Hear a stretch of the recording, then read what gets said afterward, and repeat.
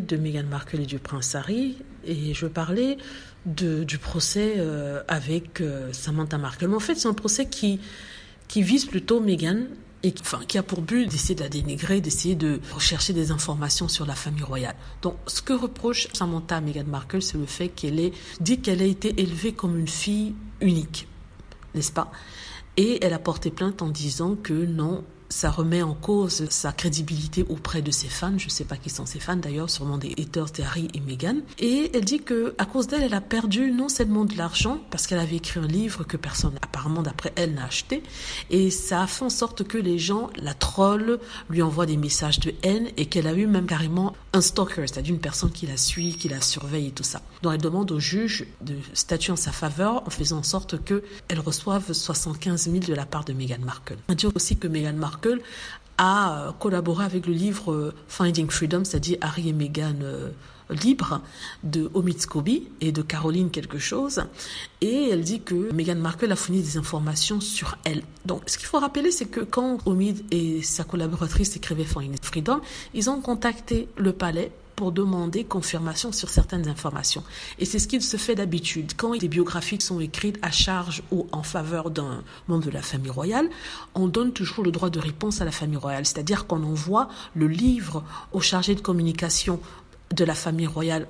Ici, il s'agit de Jason Knopf pour les Sussex, qui travaillait auparavant pour le prince William, il est important de préciser. On leur envoie le livre pour qu'ils puissent lire, ou alors on fait une demande en disant, voilà, on est en train d'écrire un livre sur Meghan Markle, le prince Harry, et on souhaiterait confirmer ces informations-ci avec vous. Donc, il s'agissait ici de confirmer des informations, certaines informations, notamment sur Samantha Markle, et notamment sur d'autres choses, en fait, qui avaient été dites par le couple. Donc, ce qui nous intéresse, c'est la partie avec Samantha Markle. Dans cette partie-là, Meghan Markle a été contactée par son chargé de communication, Jason Knopf, qui leur a présenté le projet. Et n'ayant pas de plateforme pour elle-même, parce que je rappelle que Harry et Meghan n'avaient pas le droit de s'exprimer sur certaines choses, alors que les membres de la famille royale, notamment Harry, William et Kate, envoyaient leurs sbires répandre des mensonges, qui étaient d'ailleurs connus même de Harry et Meghan. Et Harry et Meghan n'ont pas confirmé, mais ils ont rectifié. Par exemple, si on disait que Meghan Markle était ceci, cela, Meghan disait non, ça ne s'est pas passé comme ça, ce n'était pas ça, c'est une rumeur qui est fausse. Et c'est ce qu'ils ont fait. Je rappelle que c'est pas la première fois qu'un membre de la famille royale fait. Le prince Charles l'avait fait jusqu'à donner 4000 lettres pour qu'on puisse écrire un livre et qu'on remette les choses au clair et en ordre. Donc, ça a été le cas ici pour Harry et Meghan. Et on a posé la question à Meghan par rapport à sa sœur. Meghan a expliqué ce qu'elle a toujours expliqué, c'est-à-dire qu'elle n'avait pas de relation avec sa sœur. Elle est presque une inconnue, à part quelques photos d'elle quand ils étaient petits. Et une fois, quand elle a assisté à sa remise de diplôme, elles n'ont pas vraiment eu de relation. Et ça fait près de 15 ans qu'elles ne se parlent pas, qu'elles ne se voient pas. Et qu'elle n'a pas vraiment grandi avec sa sœur. C'est ce qu'elle a expliqué dans Finding Freedom. Et elle a mentionné aussi que Samantha avait changé son nom de Grant, qui était son nom de femme mariée, à Markle, quand on a appris que Meghan Markle sortait avec le prince Harry. Ce qui est un fait. Elle n'a pas inventé, c'est un fait. Et elle a aussi peut-être inféré que Samantha avait perdu la garde de son enfant. Ça, je ne sais pas. Certains disent sur Internet qu'elle avait dit ça, mais je ne pense pas. Mais bon, on dit que son avocat a demandé à ce que ce soit corrigé en disant que Meghan Markle n'a jamais dit qu'elle avait perdu la garde. Peut-être qu'elle a fait penser qu'elle avait perdu la garde, mais peut-être que ce n'est pas le cas. Donc ça, je ne sais pas. Pourtant, ses anciens maris disaient que elle a perdu la garde et que les enfants même ne voulaient pas rester avec elle. J'avais déjà fait une vidéo sur l'une des chaînes pour dire que voilà, elle souhaitait que Meghan Markle témoigne et qu'il y aurait une session avec le juge par Zoom. La session a été faite, Samantha a témoigné et justement lors de son témoignage elle est parue complètement folle en disant que oui, en attaquant Meghan directement en disant que oui, Meghan Markle est fausse, elle essaie de vendre un rêve de celle qui est sortie de la misère, devenue princesse, et que quand Samantha Markle a essayé de parler pour détruire ce rêve-là, elle s'est attaquée à Samantha Markle. Pourtant, Meghan Markle ne s'est jamais attaquée directement à Samantha Markle. Elle n'a parlé que 2 fois de Samantha Markle. Une fois, c'était dans l'interview de Oprah et une autre fois, c'était dans sa série Netflix. Elle parle rarement de Samantha Markle, rarement. Donc Samantha Markle apparemment veut s'insérer dans la vie de Meghan. Et Meghan depuis ne veut pas l'insérer dans sa vie, mais Samantha persiste. Donc elle était presque folle devant les tribunaux en criant: Meghan Markle, tes mensonges, je vais les révéler et tout ça. Il faut qu'elle témoigne, il faut qu'elle témoigne. Vraiment c'était de la folie. Quand on lit son témoignage, c'est la folie. Son avocat est intervenu.